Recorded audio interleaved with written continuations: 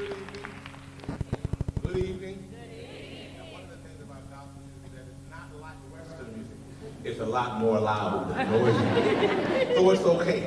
I was so excited when Dr. Henry asked me if I would come to CMEA because one of the things that I've been working on for over 20 years is introducing African American religious music into the educational curriculum. And for the last what I decided to do, I said, we're going to give you a journey primarily in looking at gospel music and talking about various classifications. Now, it's never been done. When you talk about jazz, people can talk about the swing era, the traditional era, the bebop era.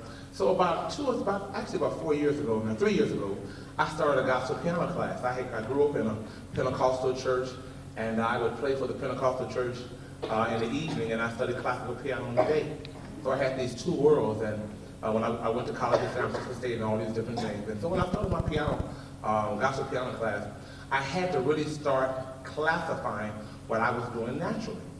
And so I came up with 6 to 7 gospel styles that we're going to introduce to you this evening. And we're going to sort of talk about the history of these things, and hopefully for people who have not heard gospel music, help you to develop a different aesthetic appreciation for it. Our first one that we're going to really talk about is something we call our gospel Tri-Afro style. The gospel Tri-Afro style is basically something that has a very simple folk-like melody, and it's generally something in some sort of a compound rhythm. And one of the things about the gospel Tri-Afro style, in African music, you always hear this sort of triple feel to what you're doing. It's heard a lot in the Baptist and Methodist church. A lot of the hymns that many of you may have sung, Jesus Keep Me Near the Cross, and all these other hymns come from this particular style. This is the style that I recommend when people are talking about introducing themselves to gospel music. It's the most basic form of gospel music.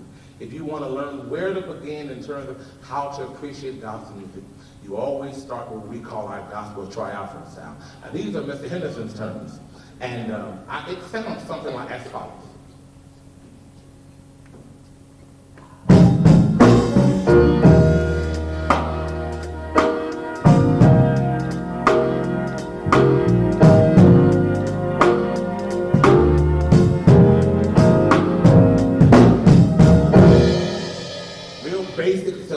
Okay, it's something that people that are very diverse, as our group here, we have a rainbow coalition of wonderful people. Give them a hand clap if you would.